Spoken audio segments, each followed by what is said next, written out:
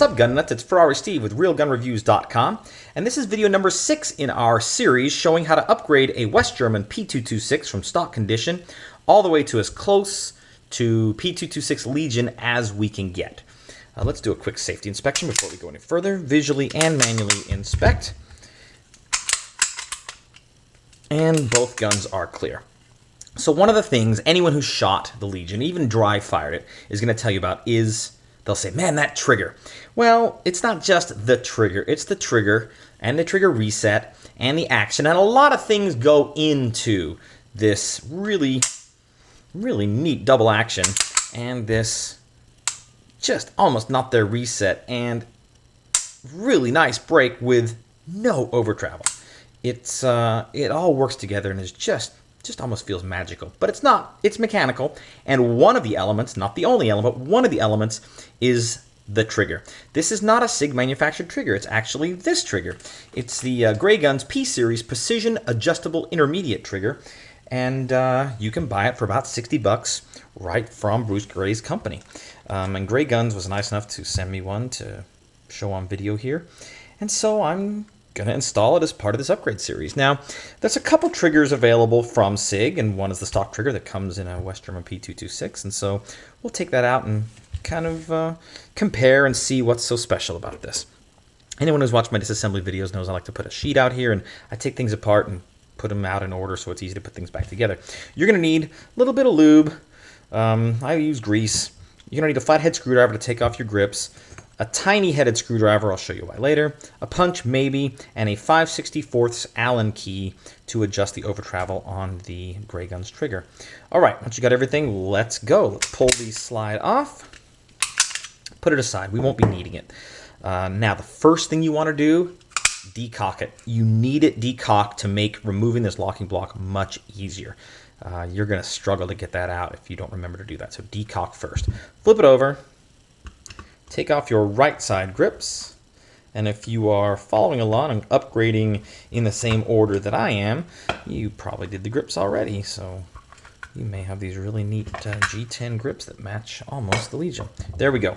We need to get to this trigger bar spring and grab it and gently pull it off, and that's the first piece that goes over here. I mean, you could argue that the grips are the first piece, so yeah, let's put the grip right there.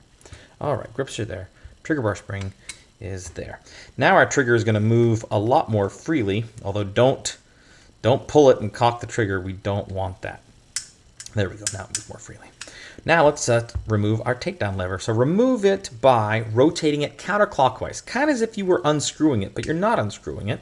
Just pull it to the top and give a little bit of pressure as you wiggle, and it'll break free like that. Then continue to just, you know, it feels loose, but just wiggle it and keep turning it counterclockwise to kind of defeat that spring that's in there holding it, and it's out. All right, theoretically, if it's decocked and everything is really smooth, you should be able to just grab your locking block and pull up and out it comes. You'll see guys struggle with that, and it's because they've forgotten to decock. It's so much easier to remove. If this spring comes out, no big deal. It just locks in there, and you'll see how it fits like that, like a little snake, and it's providing spring pressure to hold the takedown lever there, and this is providing a little bit of pressure for the slide catch lever, which we're about to take out. All right, so put that there, keep that spring in there, but if it comes out, go ahead and just, you know, pop it back in. All right, now we're going to deal with this pin. Now, you might think it's a screw. It looks like a flathead screw. It's not, and that's why we need this little flathead here. When we put things back together, we're going to want to adjust it, but it's not a screw. That's just to make sure we get these horizontal, because there's a couple little teeth in there, which we'll show you in a minute. So take your punch, slide it in a little bit, just a little, enough to free up your slide catch lever. Now pull it forward and punch it out, and there it is. Let's take a little break here so I can show you what causes so much trouble when people try to reassemble a 226. So this little pin, this trigger pin, has these square or rectangular shaped notches in the bottom of this pin, and they are designed to line up right there so that when it's in the gun, I guess it sits in the gun like this, those notches are facing down, and this locking block goes right in there like that. If it's just a couple degrees off, it's not going to go. If it's 180 degrees so that this is horizontal, it will go, but it won't work. I'll show that it will go there. It will go, but it won't function right. So you need these down at about the 7 o'clock position as it sits in the gun, and then this adjustment slot will be totally horizontal. And when we put it back together, we'll kind of point that out again. Let's keep those in order. All right, now it's time to get our trigger bar and trigger out. So we're almost there. This takes some wiggling and jiggling. So what you got to be careful for is not to get caught up here, not to get caught up here. So I like to push the, and where you're going to run into trouble is on the frame here. The trigger bar is going to get caught on the frame here. So you kind of want to keep an eye on that and make sure you're clear of the frame. Once you get clear of the frame, it's a lot easier to just kind of lift and pull it out. So if you're getting caught up, and we all get caught up there, that's why. It's that part of the frame probably getting you caught up. All right, let's put this here. That's the trigger bar, and we'll put the frame here since we've kind of done with that. Keep our tools handy. Here we go. This is the trigger. Let's I'll get my little rag that I keep for wiping my hands. And let's show you what's up with this trigger. So that's the stock standard SIG trigger. I'm going to grab this trigger too right here. This is the trigger 7, which is SIG's short trigger or reduced reach trigger. And you can see it's a much slimmer profile. However, if you overlay them, you'll notice the rear side line up. You notice it's a little bit drilled out, so it's lighter weight.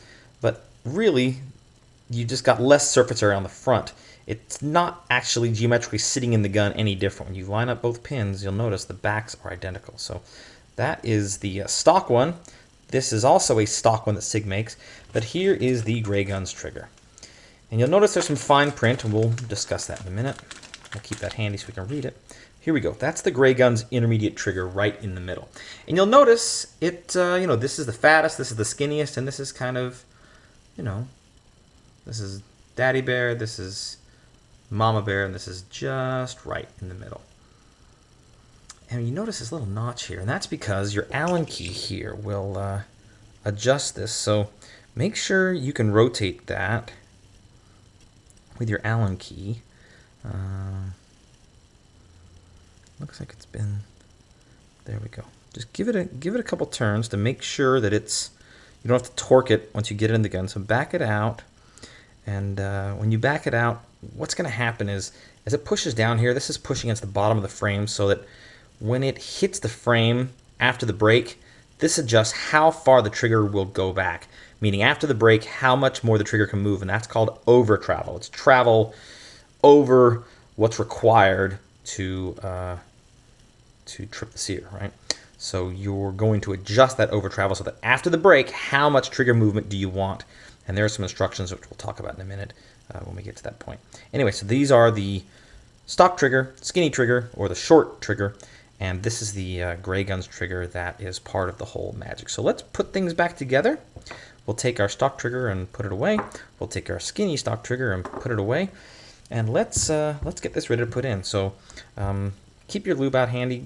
Put just a, you know, don't overdo it, but you know, this is going to be a spot on the gun where metal's going to be rubbing on metal. So one of the things I've really noticed about the Legion, when the SIG gunsmiths put it together, they really use a lot of lube on everything. I mean, it is just all over the place. So be liberal with your grease, and again, oil, grease, whatever.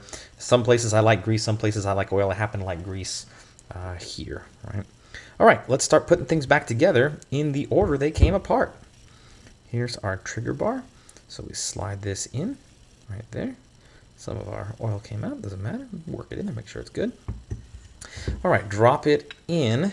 And again, same problem going in versus when it came out. We're struggling to get this bit past the frame. So kind of drop them both in at the same time. And again, this will just take a little bit of practice and wiggling and movement, and you want to get that. So the trigger is in and down, and this is back here. So let's, there we go, wiggle it down. Again, I'm not forcing anything. You want to make sure your trigger bar is back in this corner against this pin, and that your trigger assembly is down so that you can see through that hole, because our pin is next. And again, we've got those adjustment, that adjustment slot. And if this isn't lubed, go ahead and lube it now. I mean, this is a great opportunity when you take stuff apart.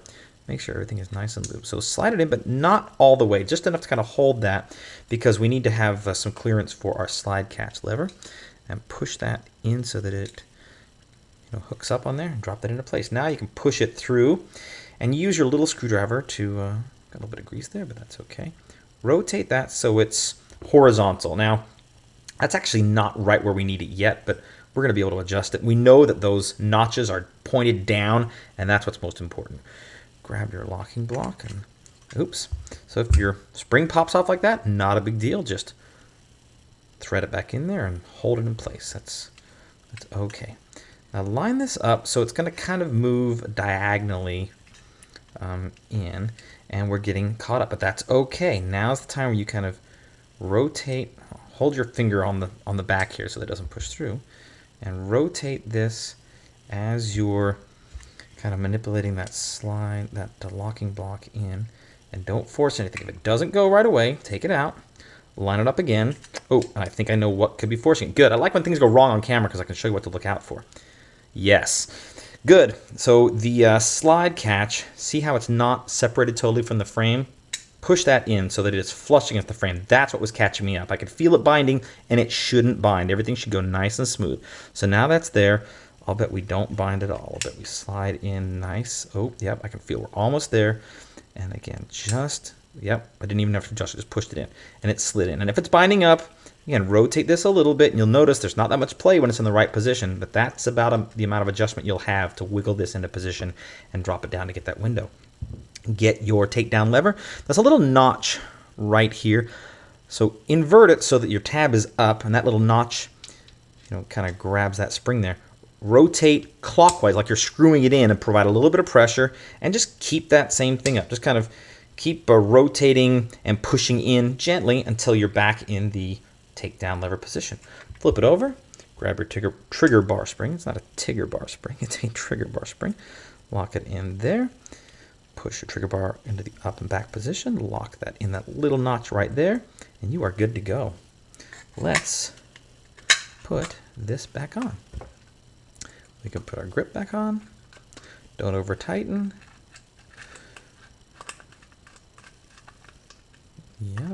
Yep. All right, now look at that. We can cock it and decock it, and that trigger is in. Now, a lot of people say don't dry fire, but you're going to have to dry fire to adjust it properly. And let's talk about adjusting that trigger properly. Right here from Bruce Gray himself, it says, intended for installation by a qualified armor or gunsmith. And I should have said that at the beginning. If you're not comfortable doing this kind of stuff, get a qualified armorer or gunsmith. That's what it's intended for installation by. But if you're just a hack like me who likes to tinker with things and you're semi-comfortable when it comes to mechanical stuff, go ahead and give it a shot. If you get into trouble, get a gunsmith. Don't force anything. You'll notice I didn't have to force or hammer or torque anything at all. This is all just wiggling and jiggling and getting it right.